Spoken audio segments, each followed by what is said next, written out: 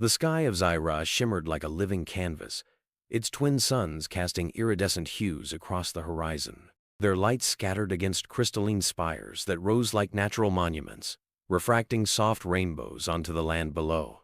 The air, tinged with the scent of alien flora, felt dense yet strangely energizing. Dr. Nathaniel Carter stood at the edge of a vast crystalline valley, his boots pressing into mossy terrain that pulsed faintly underfoot, as if the planet itself was alive. Nathaniel Nate, to the few who knew him, well adjusted the controls on his wrist device, his voice calm and clinical as it recorded his observations. Planet Zyra. Surface conditions stable. Ecosystem complexity exceeds initial projections. Bioluminescent flora suggests adaptations for low-light survival. Further study required. He lowered his arm and scanned the expanse ahead. The Zyran village was nestled in the valley below, its structures flowing seamlessly from the crystalline terrain. The architecture seemed organic, as if the buildings had grown rather than been constructed. Pulsing veins of light coursed through their surfaces, casting a rhythmic glow that matched the faint hum in the air. Everything on this planet seemed interconnected, alive. The village stirred with movement. Translucent skinned figures emerged from the crystalline structures, their elongated limbs moving gracefully, almost fluidly.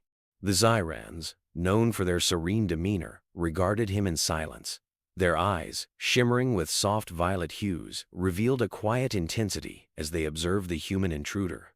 One figure stepped forward. He was taller than the others, his translucent skin glowing faintly with golden veins that seemed to pulse with purpose. Draped in flowing robes that shifted in color like liquid metal, he carried an aura of authority that was impossible to ignore. This was Kaith, the village elder and the spiritual guide of the Zyran people. "You are the human explorer," Kaith said, his voice low and resonant, carrying a cadence that suggested he was unused to speaking directly. "Welcome to Zyra. Your presence here will be judged by your actions." Nate straightened, keeping his tone measured. "Thank you for allowing me to visit. I'm here as a researcher, to study and observe. No disruption, no interference." Kaith's eyes narrowed slightly, his amber gaze unyielding. All who come to Zyra claim such things. Few understand the meaning of those words. The elder gestured toward the village, and the other Zyrans began dispersing, their movements silent but deliberate. As they melted back into their crystalline dwellings, one figure lingered, watching Nate with a gaze that burned hotter than the twin suns. She stepped forward, her presence cutting through the air like a sudden gust of wind. Her translucent skin glowed faintly blue, her veins pulsing with a light that felt almost hypnotic. Her face was sharp yet ethereal, her features accented by a crown of braided tendrils that shimmered like spun glass. She wore no adornments, unlike the others. Her simplicity only amplified her otherworldly beauty. Her eyes, deep pools of shifting violet and indigo, locked onto Nate with such intensity that he instinctively stepped back. She studied him, her gaze as sharp as a blade, slicing through the haze of his thoughts. "Do you remember me, human?" Her voice was soft yet piercing, carrying the weight of an accusation and the ache of an old wound. Nate blinked, startled. The question hung in the air, heavy and unyielding. He searched her face for some clue, some flicker of recognition, but found none. "I think you have me confused with someone else. We've never met." Her lips pressed into a thin line. The faint glow of her veins shifted, dimming slightly, as though disappointment coursed through her. "You do not remember," she said, her tone flat, but her eyes betrayed a deep hurt. "But I remember you." Around them, the village fell eerily silent. The Zyrans who had appeared to disperse now lingered in the shadows, their gazes fixed on the confrontation. Nate's unease deepened. He glanced at Kaith, searching for some explanation, but the elder merely watched with an expression as unreadable as the shifting auroras in the sky. "I'm sorry," Nate said, his voice firmer now, trying to regain control of the situation. "I don't know you. Whatever this is, I think there's been a mistake." Her violet eyes darkened to near black, the transformation unnerving. "Mistakes do not erase truth, human," she said. "You have forgotten, but forgetting does not absolve you." Before Nate could respond, Kaith stepped forward, his towering form cutting between them. "Lyrian," he said gently but firmly, "the human has only just arrived. Let him breathe the air before we demand answers." Lyrian hesitated, her glowing veins flickering erratically before she stepped back. Without another word, she turned and walked away, her movements fluid like a river retreating from the shore. The light around her seemed to dim as she vanished into one of the crystalline structures. Nate let out a breath he hadn't realized he was holding. He turned to Kaith. "Who is she?" The elder's gaze lingered on the place where Lyrian had disappeared, before returning to Nate. "Lyrian," he said simply, "a seeker of truths. Her ways are not always gentle, but her intent is pure." Nate frowned. "She's convinced she knows me, that something happened between us. I've never been here before." Kaith tilted his head slightly, his expression unreadable. "Memory is sacred to us, but it flows like water. It can erode or be reshaped. Perhaps Lyrian knows something you do not." The words unsettled Nate. He had come to Zira to escape his past, not to confront a mystery tied to it. He nodded curtly. "I appreciate the explanation, but I'm here to study, not get caught up in whatever this is." Kaith smiled faintly, though it didn't reach his eyes. "Study all you wish, human, but tread carefully. What is forgotten is not always forgiven." Nate didn't respond. He followed Kaith into the village, the crystalline buildings humming faintly as they passed. The elder pointed out key locations: a communal center, the meditation grounds, the researchers' quarters. Nate took in the details, but his thoughts lingered on Lyrian. Who was she, and why had she spoken to him as if they shared a history? That night, Nate lay in the small quarters assigned to him, staring at the shifting patterns of light on the ceiling. The twin moons of Zira hung high in the sky, casting silver-blue light across the room. He closed his eyes, but the image of Lyrian's face lingered, her words echoing in his mind. His dreams came in flashes: a crystalline valley bathed in blue light, a pair of glowing hands reaching toward him. Laughter, faint but hauntingly familiar. He woke with a start, his heart racing. Outside his window, a shadow moved. For a fleeting moment, he thought he saw her Lyrian, her glowing blue figure framed by the alien landscape. She stood silently, watching him, before fading into the night like a whisper carried away by the wind. Nate clenched his fists. He had come to Zira to leave his past behind. Instead, he felt it closing in, wrapping around him in a way he couldn't escape. Whatever Lyrian believed, whatever truths this planet held, he knew one thing: forgetting would no longer be an option. The suns of Zira hung low in the sky, their light refracting through the crystalline structures of the village, bathing everything in a soft golden glow. Nate stood outside his quarters, squinting at the alien horizon. His thoughts knotted in confusion. Sleep had eluded him the night before. Every time he closed his eyes, fractured images assailed him, glowing hands reaching for him, laughter like music echoing in his mind, and Lyrian's piercing gaze holding him captive. He rubbed his temples, trying to piece together the fragments, but they slipped away like sand through his fingers. The village was alive with quiet motion. Ziran figures moved gracefully among their glowing structures, their translucent forms catching and refracting light as if they were living prisms. Yet despite their serenity, Nate couldn't shake the feeling of being watched. The weight of their collective gazes pressed on him, a silent judgment he couldn't escape. "Nathaniel." The voice was soft but commanding. He turned sharply to find Lyrian standing behind him. Her glowing blue skin seemed to pulse faintly, her presence magnetic and unyielding. She didn't wait for an invitation, stepping closer until the space between them was taut with tension. "We need to talk," she said, her tone devoid of pretense. Now, Nate tensed. He had hoped to avoid her, to bury himself in his research and ignore the strange pull she seemed to have over him, but there was no escaping her intensity. "Fine," he said, keeping his voice neutral. "Say what you need to say." "Not here." She gestured toward the edge of the village, where the crystalline forest loomed. "Come with me." Nate hesitated, glancing at the villagers. Their luminous eyes followed them, their expressions unreadable. He felt exposed, as if agreeing to her request would tether him to something he wasn't ready to face. But Lyrian's gaze didn't waver, and despite his better judgment, he found himself nodding. The forest hummed as they entered, its bioluminescent plants swaying gently, as though alive to their presence. The ground beneath them glowed faintly with each step, creating ripples of light that spread outward in delicate patterns. The air felt heavier here, charged with an energy that made Nate's skin prickle. "You've been avoiding me," Lyran said, her voice cutting through the stillness. "I've been trying to make sense of what's happening," Nate replied.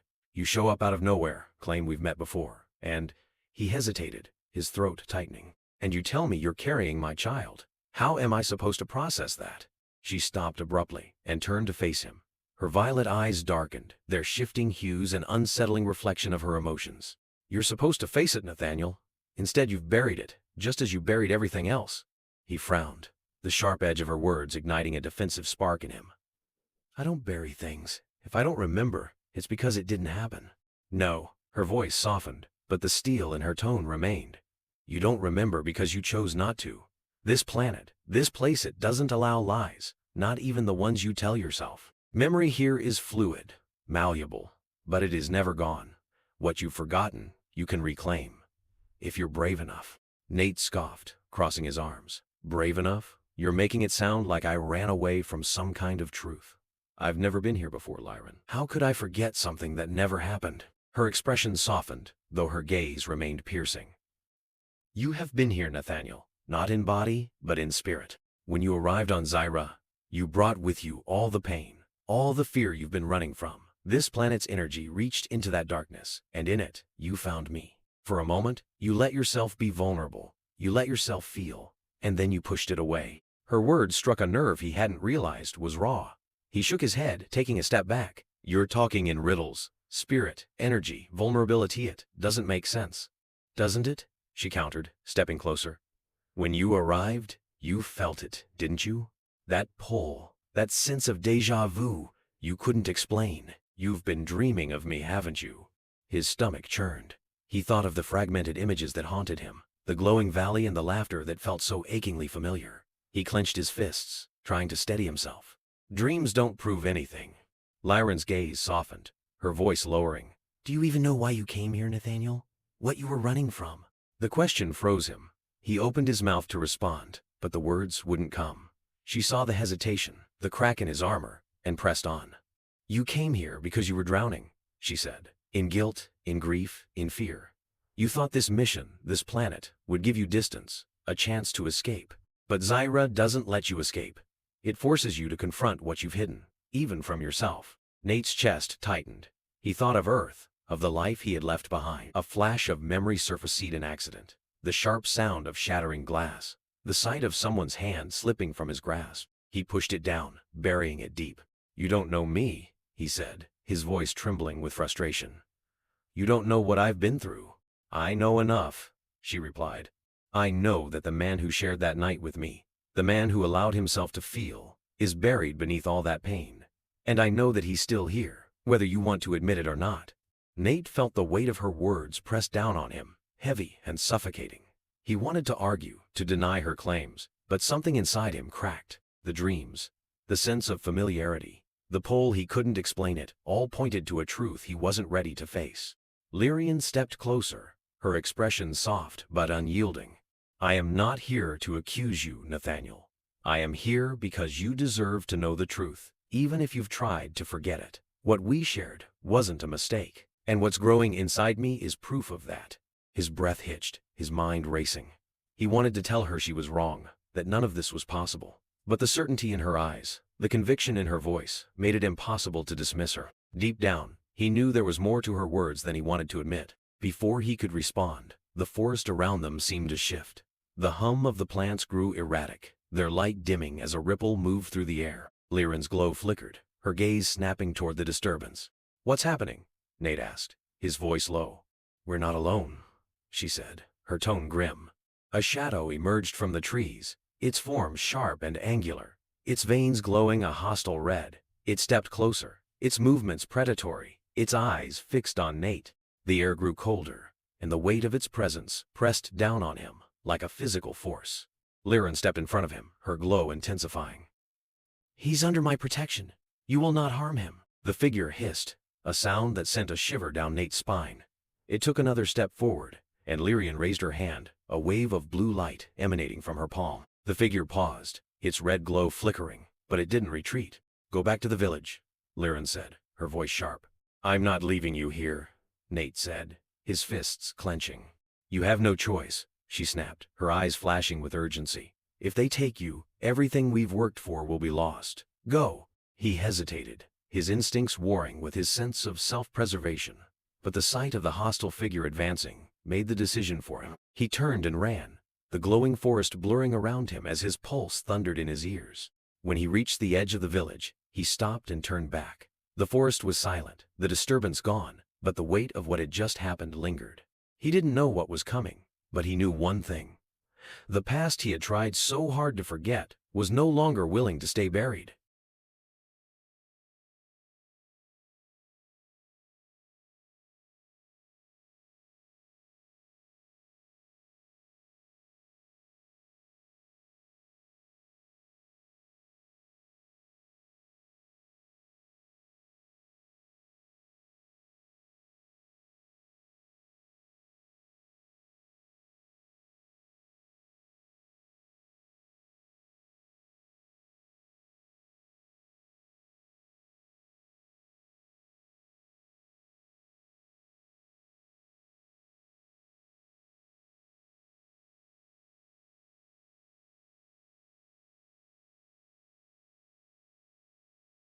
The crystalline valley stretched before them like a living dream. Light danced across jagged, translucent spires that rose from the earth, refracting the twin sun's rays into a kaleidoscope of color. Each step Nate took sent ripples of luminescent energy through the mossy terrain beneath his boots. The air here hummed with an almost tangible vitality, pressing against his skin and filling his lungs with an intoxicating sharpness. Liren walked ahead, her movements fluid and purposeful. Her glowing blue skin pulsed faintly with each step, her presence as otherworldly as the landscape around them. Nate followed in silence, his thoughts a storm of questions he couldn't bring himself to ask. He had no idea where she was taking him or what he was meant to find here, but something about her resolve kept him moving forward. "This is where it happened," Liren said suddenly, her voice breaking the heavy quiet. Nate stopped, scanning the area. The valley was beautiful, yes, but it was also alien. There was nothing familiar about it. "Where what happened?" he asked, his tone sharper than he intended. She turned to face him, her violet eyes piercing. "Where we first connected. Where you let yourself be seen." "I've told you," Nate said, exasperation creeping into his voice. I don't remember any of this. If I'd been here before, don't you think I'd know? "You were here," she said firmly. "You let yourself forget because the truth was too heavy to carry." Nate sighed, running a hand through his hair. "And what truth is that exactly?" Liren gestured to the towering spires around them. "This place, this valley, is more than just a landscape. It's alive, Nathaniel. It holds memories, feelings, fragments of those who step into it. When you were here before, the energy of this place amplified what you were carrying, what you were trying to escape. It pulled you into yourself, made you face it, and in doing so, you found me." Her words sent a shiver down his spine. He shook his head, refusing to let himself be swept up in the mysticism she seemed to embody. "This is starting to sound like something out of a bad science fiction novel." Liren tilted her head, a faint smile tugging at the corners of her mouth. "You always did deflect when you were uncomfortable." Before he could respond, she stepped closer to one of the spires. Placing her hand on its smooth, glowing surface, she closed her eyes. The spire began to vibrate softly, emitting a low hum that resonated through the valley. Light rippled outward, flowing from one spire to the next, until the entire landscape pulsed with energy. Nate staggered back as the ground beneath him seemed to shift. The air thickened, and a strange warmth spread through his chest. He felt something stir inside him, a sensation he couldn't place, like the ghost of a memory trying to resurface. "What is this?" he asked, his voice unsteady. Liren didn't answer immediately. She turned to him, her eyes glowing with an intensity that made it impossible to look away. "This valley holds echoes of the past. Touch the spire, and it will show you what you've tried to forget." Nate hesitated, his hand hovering over the smooth surface of the nearest spire. Every instinct told him to turn back, to walk away before he unearthed something he couldn't handle. But something in Liren's gaze held him there, a silent challenge that he couldn't ignore. Slowly, he placed his hand on the spire. The effect was immediate. A wave of energy surged through him, and the world around him dissolved. He was no longer standing in the valley. Instead, he was surrounded by blinding blue light, his body weightless as images began to form in the air around him. He saw himself standing in this very valley. His expression was raw, unguarded in a way he didn't recognize. Lyrian stood before him, her glowing form bathed in the valley's light. They were speaking, though the words were muffled, their meaning lost in the haze of memory. But the emotions were clear: connection, longing, fear. He could feel them as if they were his own. The vision shifted. He saw himself reaching out to her, his hand trembling as it met hers.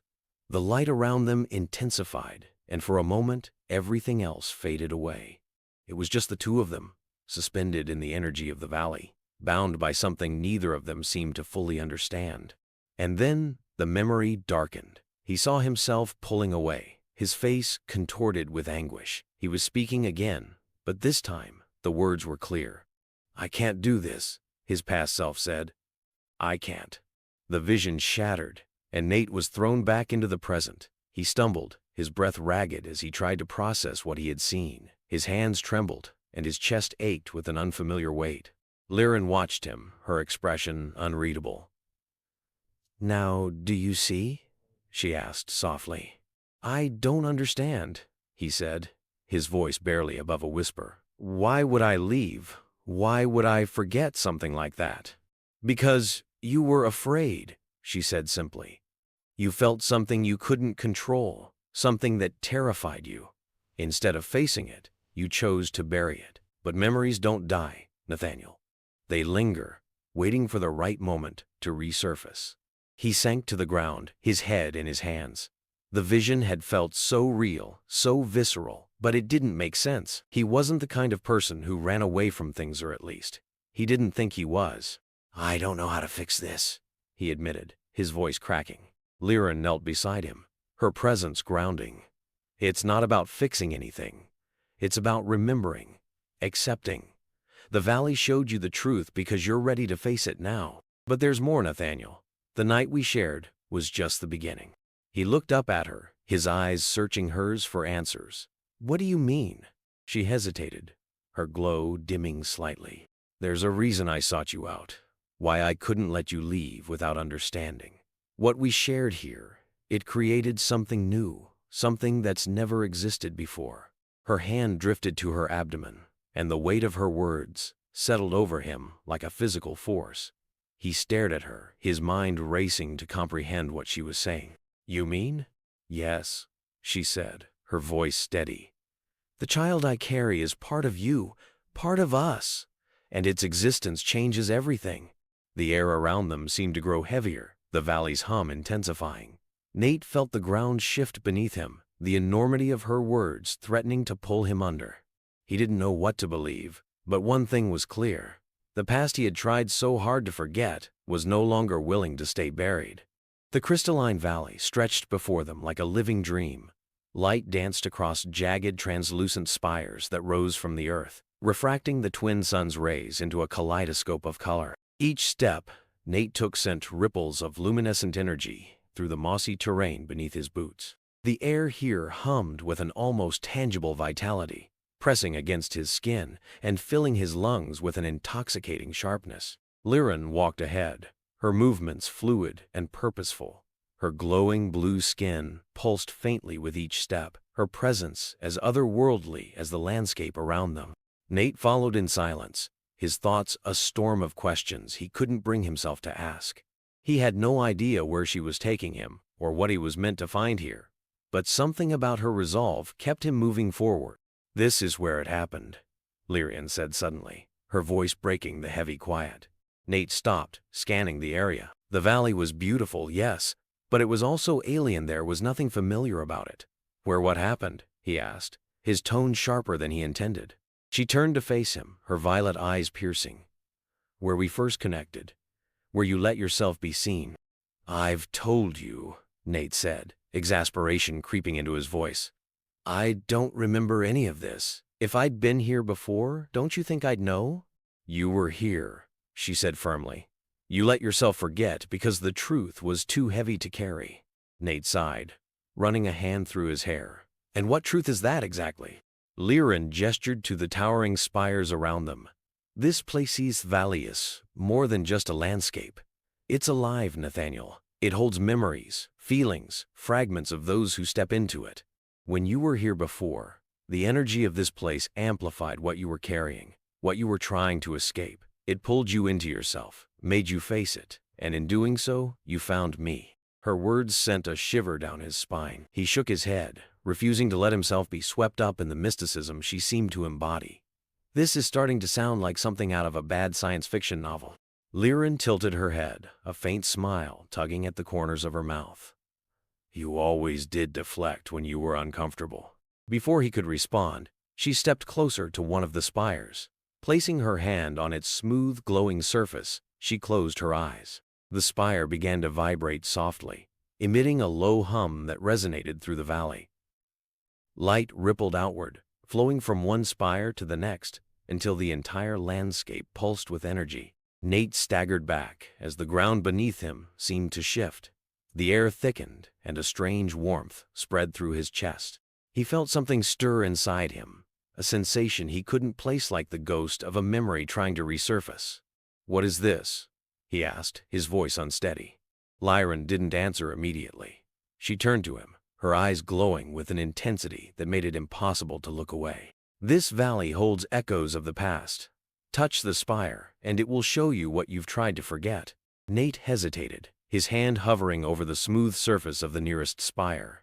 Every instinct told him to turn back, to walk away before he unearthed something he couldn't handle. But something in Liren's gaze held him there, a silent challenge that he couldn't ignore. Slowly, he placed his hand on the spire. The effect was immediate. A wave of energy surged through him, and the world around him dissolved. He was no longer standing in the valley. Instead, he was surrounded by blinding blue light. His body weightless as images began to form in the air around him. He saw himself, standing in this very valley. His expression was raw, unguarded in a way he didn't recognize.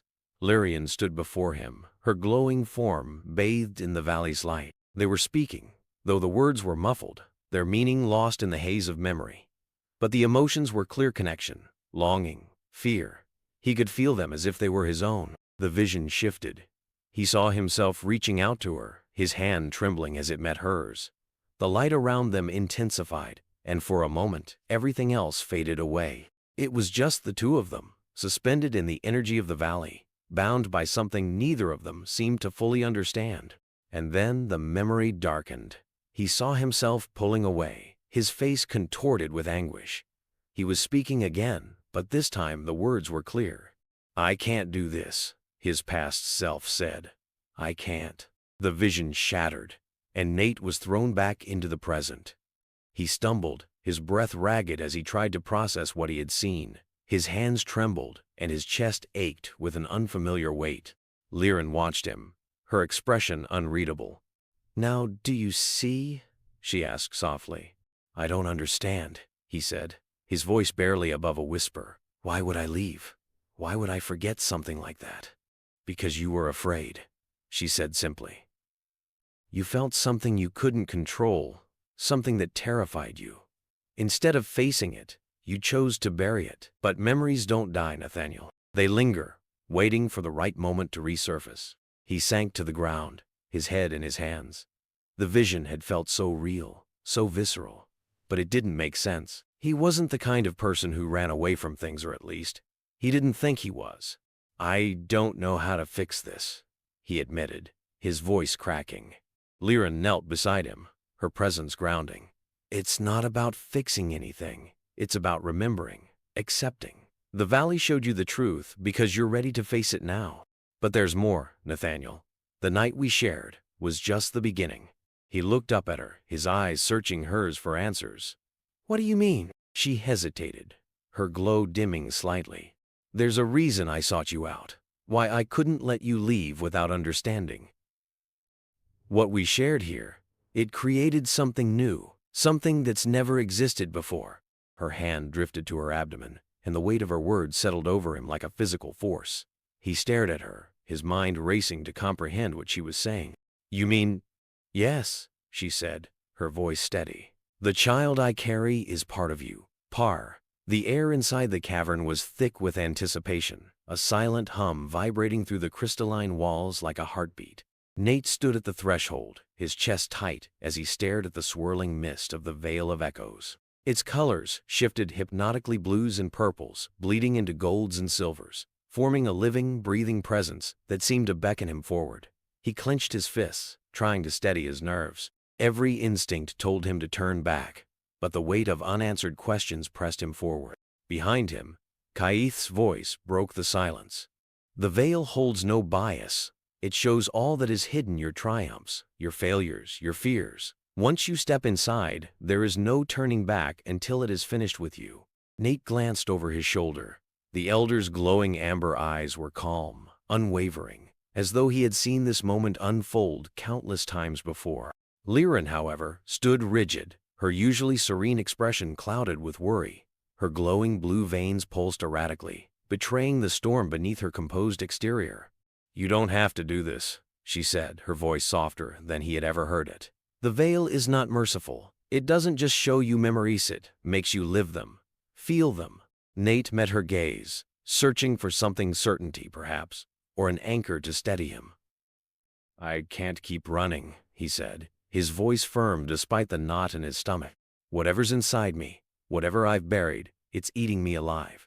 If this is the only way to understand, then I'll face it." Her expression tightened, her violet eyes darkening as she stepped closer. "If it gets too overwhelming, focus on something real. Your breath, your heartbeat. Remember that it's just a memory, not your reality anymore. Don't let it consume you." He nodded, her words grounding him as he turned back to the veil. The swirling mist seemed to stretch toward him, curious, eager to pull him in. With one last deep breath, he stepped forward, and the world fell away. At first, there was only light, blinding, all-encompassing, and searingly beautiful. Then, the light fragmented, breaking into shards that rearranged themselves into images. Nate blinked, trying to make sense of the scene that materialized around him. He was in the valley, but it was different. The light was brighter, the crystalline spires larger, their surfaces pulsing with energy. The hum of the planet was louder here, resonating deep in his chest. He saw himself standing in the middle of the valley, his posture tense, his expression raw with emotion. Liren stood before him, her blue glow bright against the shimmering landscape. They were speaking, but the words were muffled, distorted, like hearing through water. The vision sharpened, and suddenly he could hear them. "I don't know how to do this," his past self said, his voice trembling. "I don't know how to let this happen." "You don't have to know," Liren replied, her tone calm but laced with urgency. "You just have to let go." The Nate in the memory hesitated, his fists clenching and unclenching at his sides. Then, slowly, he reached out, his hand shaking as it met hers. The moment their fingers touched, the valley exploded with light. A wave of energy rippled outward, and none of us, and its existence changes everything. The air around them seemed to grow heavier, the valley's hum intensifying. Nate felt the ground shift beneath him, the enormity of her words threatening to pull him under. He didn't know what to believe, but one thing was clear. The past he had tried so hard to forget was no longer willing to stay buried. The atmosphere in the village was taut, like the charged air before a storm. The crystalline spires that usually shimmered with serene light now pulsed erratically, reflecting the unease of the Ziran people. Nate stood in the central square, the weight of recent revelations heavy on his shoulders.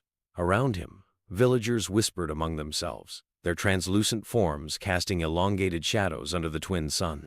He sensed their anxiety, their uncertainty, and it mirrored his own. Kaith approached, his golden aura subdued, but his eyes sharp.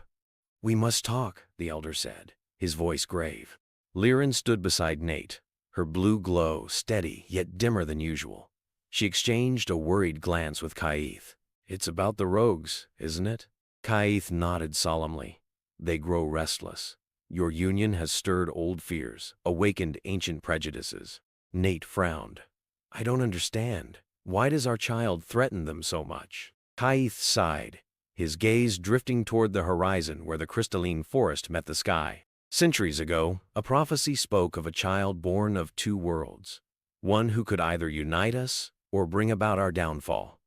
Some believe your child fulfills this prophecy. They fear change, fear the unknown. Lyran's eyes flashed with determination. But the prophecy doesn't foretell doom. It speaks of potential, of a choice. Fear distorts perception, Kayeth replied. The rogue faction sees only the potential for ruin. Nate felt a surge of protectiveness he hadn't expected. So they're willing to harm an unborn child because of a prophecy? Kayeth met his gaze. They believe they are preserving our way of life. Misguided though they are resolute. Can't we reason with them? Nate asked. I've tried, Kayeth said softly. For weeks, I've attempted to bridge the gap, to make them see the possibilities. But they are entrenched in their beliefs. A murmur rippled through the gathered villagers. One of them, a younger Ziran with emerald-green veins, stepped forward. Elder Kayeth, the scouts have returned. The rogues are mobilizing. They plan to attack at nightfall. Lyran's glow intensified. Then we must prepare. We can't let them harm the village or the child. Kayeth raised a hand. Violence is not our way. Neither is standing idle while we're threatened, she retorted. Nate placed a hand on her shoulder. There might be another way. All eyes turned to him. He took a deep breath. Let me talk to them. Lyran looked at him as if he'd lost his mind. You can't be serious. They want you dead. Exactly, Nate replied. Maybe if I confront them, show them I'm not a threat, they might reconsider. Kayeth considered this. It's a noble offer, but dangerous. They may not listen. Then I'll make them listen, Nate said firmly. I can't hide while others risk their lives because of me. As dusk approached, Nate ventured toward the outskirts of the village, accompanied by Kayeth and Lyrian. The sky was awash with hues of violet and crimson, the twin suns dipping below the horizon. The crystalline forest ahead loomed ominously, its usual luminescence dulled. Are you sure about this? Lyran asked quietly. No, Nate admitted, but it's worth a try. Kayeth handed him a slender staff, etched with glowing symbols. Take this. It will offer some protection. Nate accepted the staff, feeling its warmth pulse through his hand. Thank you. From the shadows, figures emerged Exirans with veins glowing a stark red, their expressions hardened by conviction. The rogue leader stepped forward, taller than the rest, his eyes piercing. So, the human shows himself. Nate held his ground. I've come to talk. There's nothing to discuss, the leader sneered. Your very existence disrupts the balance of our world. How can a child threaten an entire world? Nate challenged. Especially one that could unite our people. Unite? The leader spat the word. Your kind brings destruction. We've seen it before. Kayeth stepped beside Nate. Those were different times. We have learned, evolved. Some lessons are etched in blood, the leader retorted. We won't allow history to repeat itself. Lyran moved forward, her voice steady but laden with emotion. This child is a symbol of hope. You're letting fear dictate your actions. Silence, the leader barked. You have betrayed your own. A murmur spread among the rogues. Nate sensed a fissure in their unity. He seized the moment. If you fear the unknown, let me help you understand. I offer myself willingly. Judge me, not an innocent child. The leader's eyes narrowed. You would sacrifice yourself? If it means protecting those I care about? Yes, Nate said without hesitation. A rogue near the back stepped forward hesitantly. Her veins glowed a softer red. Perhaps we should listen. Silence, Ceres. The leader snapped. No, she insisted, her gaze shifting between Nate and the leader. We act out of fear, not wisdom. The elder has tried to reach us. Maybe we've been wrong. The leader's expression darkened. You've been swayed by their lies. Or maybe you've been blinded by your hatred. Ceres shot back. Tension crackled in the air. Nate gripped the staff tightly, ready for anything. The rogues exchanged uncertain glances, their once solid resolve wavering. Kayeth stepped forward, his golden glow brightening. Let us end this cycle of fear. Together, we can forge a new path. For a moment, it seemed the rogues might stand down, but the leader's face twisted with rage. "I will not allow our world to be tainted." He lunged at Nate, a blade of crimson energy materializing in his hand. Before Nate could react, Saris intervened, blocking the attack with a swift motion. "Enough," she cried. "This isn't the way." The leader snarled. "Traitor." Chaos erupted. Some rogues sided with the leader, while others hesitated or joined Saris. The villagers, sensing the shift, moved to protect their own. The tranquil village transformed into a battlefield of light and shadow. Nate found himself dueling with one of the aggressors, their movements a blur. He parried strikes with the staff, each clash sending sparks of energy into the air. His earlier fear was replaced with a focused determination. He wasn't just fighting for himself, but for Liren and their child. Liren battled nearby, her blade weaving arcs of blue light as she defended against two rogues. Kaith moved with surprising agility for his age, using his staff to deflect attacks and disarm opponents without harming them. Amidst the turmoil, Nate caught sight of the leader breaking through the fray, heading straight for Liren. "Liren, behind you!" he shouted. She turned just in time to block the leader's strike, but the force knocked her off balance. The leader pressed the advantage, his attacks relentless. Nate's heart pounded. Without thinking, he rushed toward them. "Leave her alone," the leader sneered. "You cannot save her, human." As the leader raised his blade for a final blow, Nate channeled all his strength and swung his staff. The impact struck the leader's arm, throwing off his aim. Liren seized the moment, delivering a swift kick that sent the leader stumbling back. Enraged, the leader prepared to retaliate, but Kaith intervened, his golden aura flaring brilliantly. "This ends now," the elder commanded, his voice resonating with authority. A shockwave emanated from Kaith, rippling through the battlefield. The combatants froze, stunned by the display of power. The leader glared at Kaith. "You would side with them over your own people?" "I side with peace," Kaith replied sternly. "Your actions endanger us all." Sarah stepped forward, her expression pleading. "Please, let's stop this madness. We can find a way forward together." The rogues hesitated, their resolve crumbling. One by one, they lowered their weapons.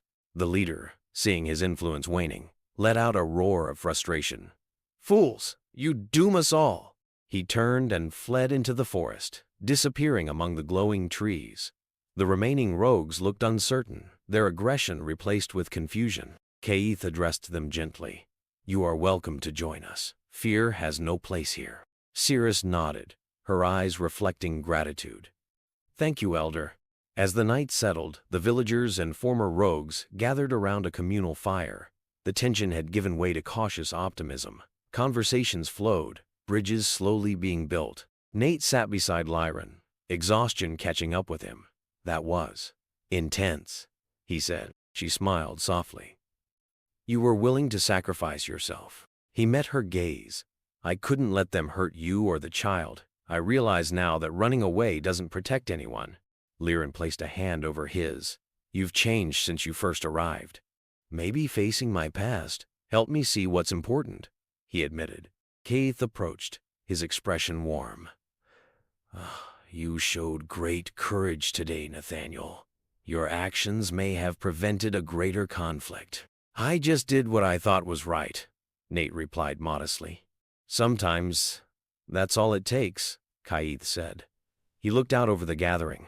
There is still much healing to be done, but tonight was a step forward. Nate glanced at the mingling villagers and rogues. "Do you think the leader will return?" Kaith's gaze grew distant. "Fearful hearts rarely rest. He may return, but we will be ready not with weapons, but with understanding." Liren leaned into Nate. "And we won't face it alone." He wrapped an arm around her, a sense of belonging settling over him. For the first time in a long while, he felt at peace. Later that night, as the village quieted, Nate wandered to the edge of the crystalline forest. The trees glowed softly, their light reflecting the tranquil mood. Saris approached him, her expression contemplative. "I wanted to thank you," she said. "For what?" Nate asked. "For challenge." The twin sons of Zyra crept over the horizon, casting a soft, golden light across the village. The crystalline spires glimmered like dew-kissed glass, their glow steady for the first time in days. Nate stood at the edge of the valley, watching the sunrise. The quiet hum of the planet surrounded him, a living reminder of the fragile harmony he and Liran had fought to protect. The events of the previous night lingered in his mind. The rogue faction's attack had left the village scarred but unbroken. The leader's retreat into the forest had brought a temporary reprieve, but Nate knew it was far from over. For now, though, there was peace, and he intended to savor it. "You're up early," Liran said, her voice soft. Nate turned to find her standing behind him, her translucent skin catching the light like a shard of blue crystal. She carried herself with quiet strength, though the shadows under her eyes betrayed her exhaustion. "Couldn't sleep," he admitted. "Too much to think about." She stepped beside him, gazing out at the glowing forest. "What's on your mind?" "Everything," he said with a wry smile. "The rogues, the child, this whole prophecy thing. I keep wondering if I'm ready for any of it." Lyrian tilted her head, her eyes thoughtful. "No one is ever truly ready for change, Nathaniel. But readiness isn't what matters. It's what you choose to do with the moment that counts." He nodded, her words settling over him like a comforting weight. "Do you think they'll come back?" he asked. She hesitated, her expression darkening. "Thalos won't give up easily. He's too consumed by fear to see reason. But we've planted seeds of doubt among his followers. That could buy us time." Nate took a deep breath. "Then we use that time to prepare." Lyrian smiled faintly, her hand brushing his. Spoken like a true protector. The village buzzed with quiet activity as the day wore on.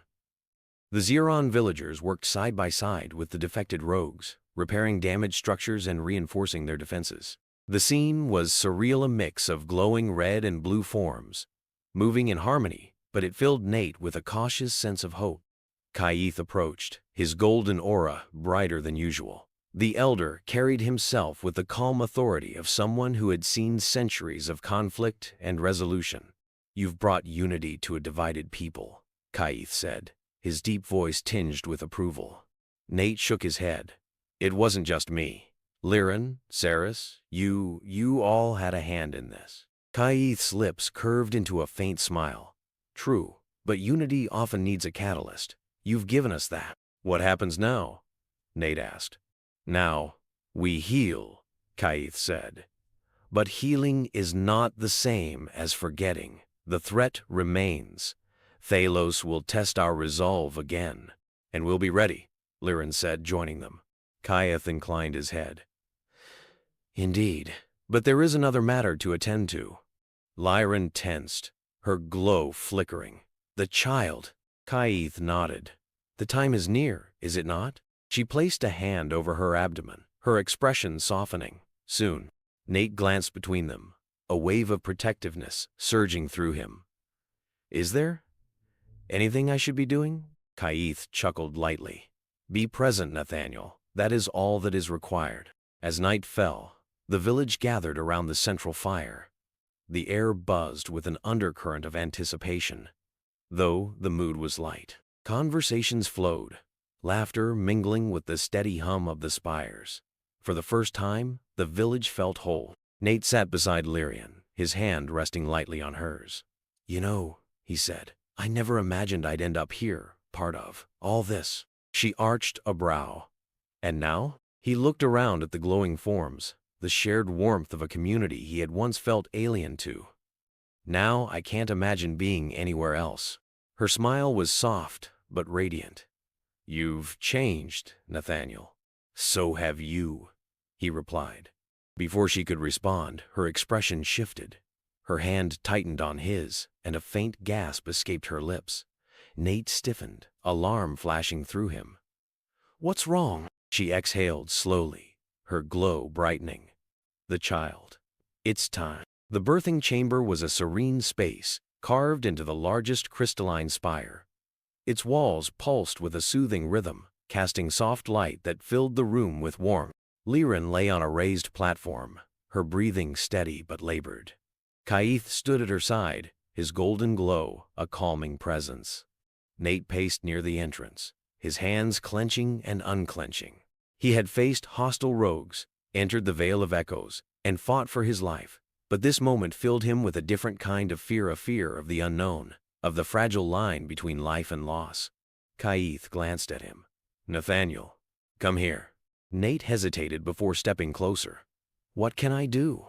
Kaith smiled faintly. "Be here. That is enough." He nodded, moving to Lyran's side. She reached for his hand, her grip surprisingly strong. "You're doing great," he said, his voice shaky but earnest. Her eyes met his, a mixture of determination and vulnerability. "You have no idea." Time seemed to blur, the room filled with the hum of the spire, Lyrian's breaths, and the quiet guidance of Kaith. Then, as if the world itself held its breath, the light in the room intensified. A cry pierced the air, sharp, clear, and impossibly pure. Nate felt his heart lurch as he looked down to see the child cradled in Kaith's arm. The baby's skin glowed faintly, a mixture of blue and gold, and its tiny veins shimmered with a light that seemed to hold the promise of something extraordinary. Kaith smiled as he placed the child in Lyran's arms. A bridge between worlds. Lyran gazed down at the baby, her expression awash with love and awe. "Our child," she whispered. Nate leaned closer, his breath catching as the baby opened its eyes. They were unlike anything he had ever seen, a swirling mix of colors, like the essence of Zyra itself. He felt an overwhelming sense of connection, of purpose. "She's beautiful," he said, his voice barely above a whisper. "She?" Lyran asked, her smile widening. "How do you know?" He chuckled softly. "Call it a feeling." The days that followed were a whirlwind of celebration and preparation. The child, named Alira, became a symbol of unity, her existence sparking hope among the villagers and defected rogues alike. Nate found himself falling into a new rhythm, one that revolved around protecting and nurturing the fragile peace they had built. But there were challenges ahead. Thalos remained a shadow on the horizon, his presence a reminder that not all would accept change. Nate knew the road ahead would be difficult, but for the first time, he felt ready to face it. One evening, as the twin moons rose over the valley, Nate sat with Lyran on the edge of the village. Alira lay nestled between them, her soft glow a gentle reminder of the world they were building. "You think she'll be safe here?" Nate asked. Lyran leaned against him, her gaze steady. "As long as we stand together, yes." He looked down at Alira, a smile tugging at his lips. "She's going to change everything, isn't she?" Lyran nodded. "She already has." As the night enveloped them, Nate felt a quiet resolve settle over him. He had come to Zyra to escape his past, but instead, he had found a future worth fighting for.